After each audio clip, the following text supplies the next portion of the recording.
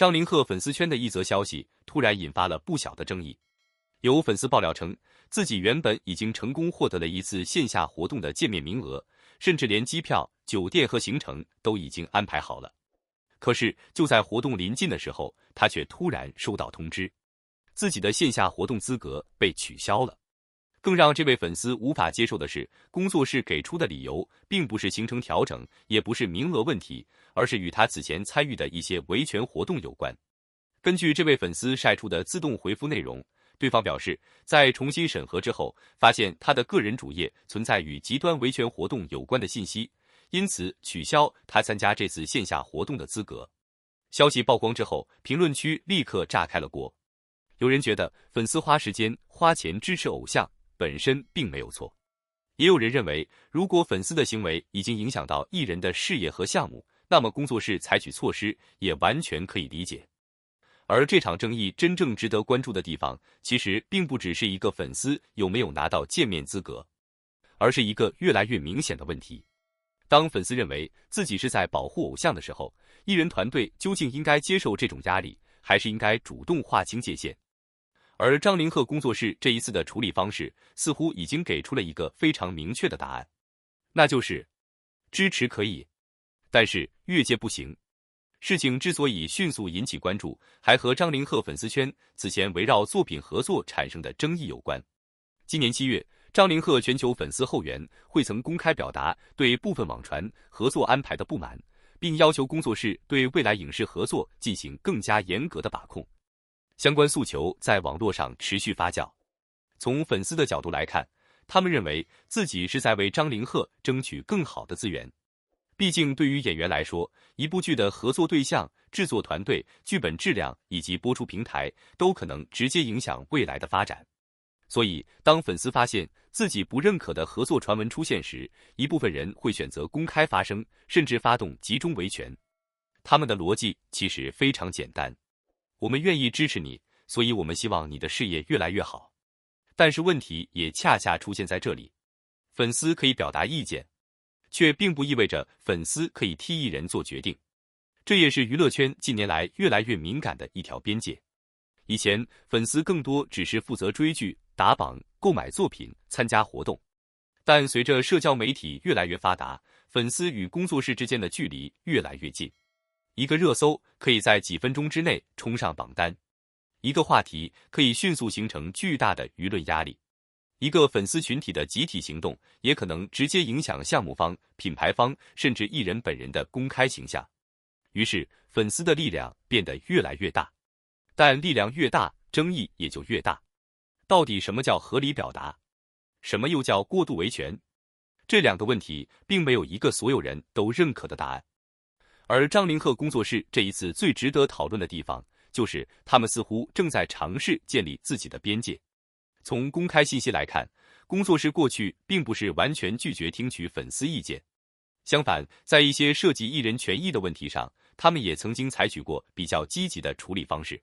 今年4月，工作室曾就相关侵权问题公布处理进展，并表示会通过法律途径维护张凌赫的正当权益。这其实说明了一件事情，工作室并不是反对维权，他们反对的更可能是他们认为失控、极端，或者可能反过来伤害艺人事业的维权方式。这两者之间其实存在很大的区别。真正保护艺人，应该是帮助艺人维护合法权益，而不是把所有不符合自己期待的人和事都当成必须攻击的对象。如果粉丝为了保护偶像不断攻击合作演员，如果为了阻止某个项目不断制造舆论压力，如果为了表达不满直接把工作室、平台、品牌甚至剧组全部卷入争议，那么这种行为最后到底是在保护艺人，还是在给艺人增加新的风险？这才是这次事件真正值得思考的地方。尤其是在影视行业里，演员不是生活在真空之中，一部电视剧背后可能涉及制片方、导演、编剧、平台、品牌、投资方以及大量工作人员。如果一个艺人的粉丝群体被外界认为过于强势，那么项目方在选择合作对象时也可能产生顾虑。而这种影响并不会马上出现在粉丝看得到的地方，它可能发生在下一部剧、下一次合作，下一次品牌邀请，甚至下一次角色竞争之中。所以，从工作室的角度来看，控制粉丝行为也可能是一种风险管理。当然，这件事情也不能简单的变成工作室永远正确，因为粉丝同样有表达意见的权利。如果粉丝只是正常提出建议，没有辱骂，没有攻击，没有造谣，也没有影响项目正常推进，那么艺人团队是否应该认真倾听？当然应该。毕竟最了解市场反馈的人，有时候恰恰就是每天追着艺人作品的粉丝。粉丝可以发现问题，可以提出质疑，甚至可以公开表达不满，但是最终的决定权仍然应该回到艺人本人和专业团队手里。这可能就是明星与粉丝之间最健康的关系。粉丝负责喜欢，团队负责判断，演员负责工作，而不是粉丝负责替演员决定职业道路。值得注意的是，张凌赫工作室此前也曾因为处理线下活动问题受到关注。今年5月31日，张凌赫原定在广西南宁参加品牌线下活动，由于现场聚集了大量粉丝，活动现场一度出现安全问题，最终线下环节临时取消。之后，工作室公开致歉，并宣布对前往南宁的粉丝产生的机票、高铁、酒店以及交通住宿等损失进行全额补偿。这一处理方式也曾获得不少媒体和网友的肯定，因为从这件事情可以看出，工作室并不是简单的把粉丝当成麻烦制造者，他们知道粉丝为什么来，也知道很多人为了见张凌赫一面付出了真实的时间和金钱，所以他们愿意承担相应损失。但另一方面，这次线下活动的混乱也提醒所有人，明星的人气越高，粉丝聚集带来的风险就越大。工作室不可能只考虑粉丝想不想见，他们还必须考虑安全、品牌合作、公共秩序以及艺人未来的商业价值。这也是为什么现在的明星工作室越来越重视粉丝管理，因为粉丝行为最终很可能会被外界直接和艺人联系在一起。